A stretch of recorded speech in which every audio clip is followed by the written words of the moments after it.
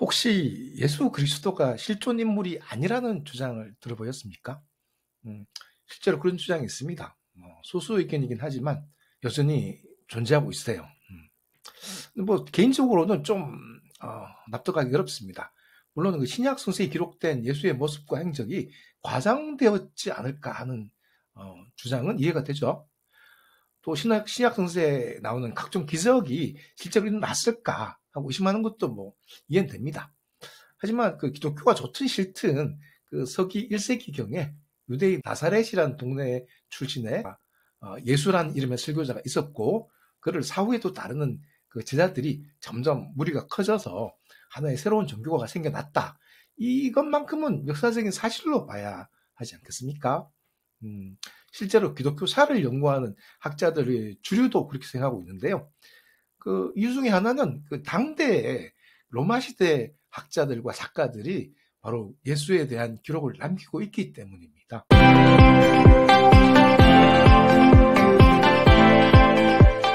안녕하세요, 곽 작가입니다. 오늘도 제 채널을 방문해 주셔서 감사합니다. 오늘은 그 예수가 역사 속에서 실제로 존재했던 인물이 아니었다는 주장에 대해서 이야기해 보겠습니다. 이걸 이제 예수 신화론이라고 하는데요. 실제가 아니라는 거죠. 진짜가 아니라는 거죠. 예수 제자들과 복음서의 저자들이 4대 복음서 있잖아요. 저자들이 만들어낸 이야기라는 거죠. 예수란 인물 자체가. 물론 소수의 의견입니다. 이거 현재 그 전 세계에서 적어도 학교에서 강의하는 그런 학자들은 예수가 당연히 역사적으로 존재했던 실제 인물이라고 생각합니다. 근데 예수가 실제가 아니었다고 주장하는 사람들은 대부분 학교에서 강연 학자들은 아닙니다. 제가 알기로는 그렇습니다. 그럼에도 불구하고 이런 이야기가 끊이지 않고 계속 나오긴 나와요. 지금도 그 유튜브만 찾아봐도 예수는 실제 인물이 아니었다 이렇게 주장하는 사람들이 있어요. 그 외국어 유튜브는 굉장히 많고요.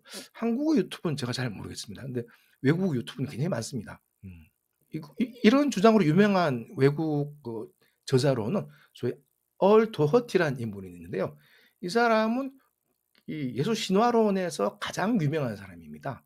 이 사람은 이제 복음서가 비유나 허구 그런 걸로 되어 있고, 자기가 조사해 보니까 갈릴리 전통에서 예수라는 이름의 중요한 설교자는 없었다.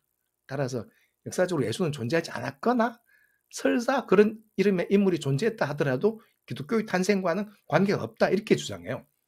그러나 대부분의 이제 그 정통 연구자들은 학교에서 연구하는 정통 연구자들은 이 주장을 기각합니다. 실은 그 옛날부터 이런 주장이 있긴 있었어요.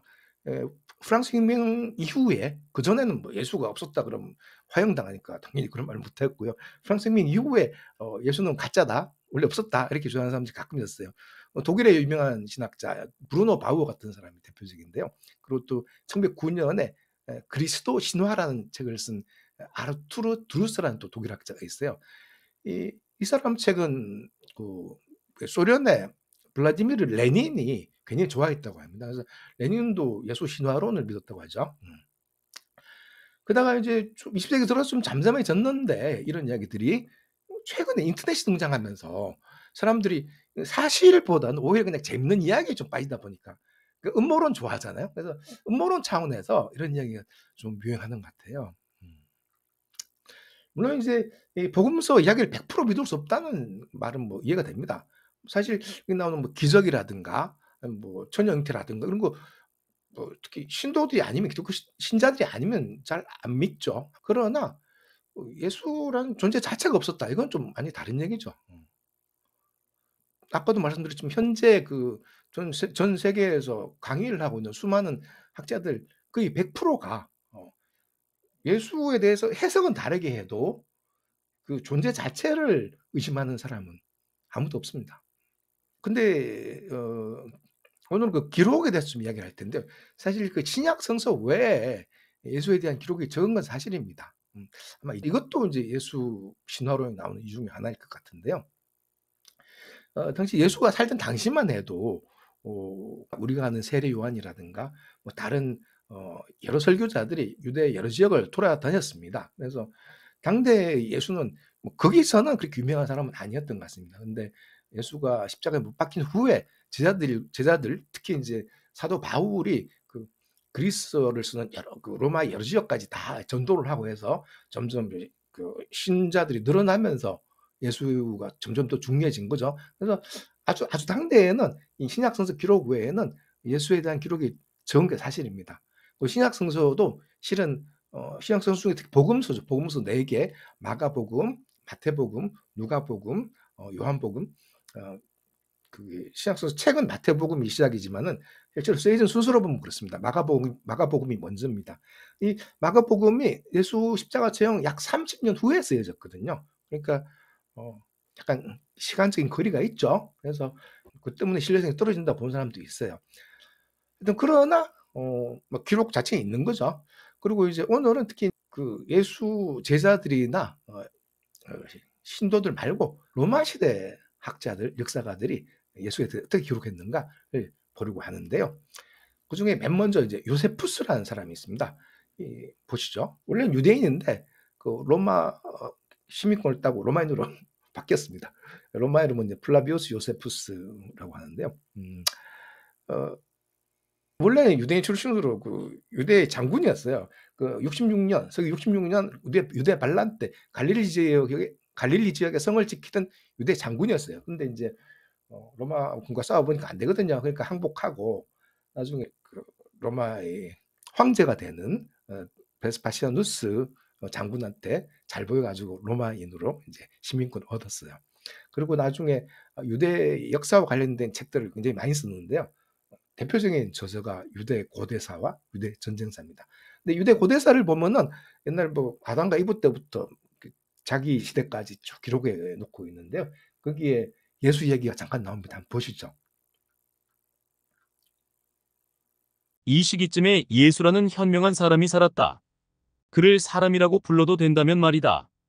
왜냐하면 그는 놀라운 이적을 행했고 진리를 기쁘게 받아들이는 이들의 스승이었기 때문이다. 그는 많은 유대인과 그리스인들을 사로잡았다. 그는 그리스도였다. 그리고 우리 중 유력한 자들이 그를 고발하자 빌라도가 그를 십자가에 못 박으라고 명령했는데 그를 사랑하는 이들이 줄어들지 않았다. 예수는 사흘 후에 그들 앞에 나타났다. 하나님의 예언자들이 이런 일과 수많은 놀라운 일을 예견했다. 그리고 그의 이름을 따서 기독교인이라 불리는 사람들은 오늘날까지도 여전히 사라지지 않고 있다. 이것만 보면은 이제 예수의 존재를 완벽하게 증언한 기록 아닙니까? 뭐 이걸로 역사적 예수가 존재하지 않았던 모든 주장을 반박할 수 있습니다, 사실은.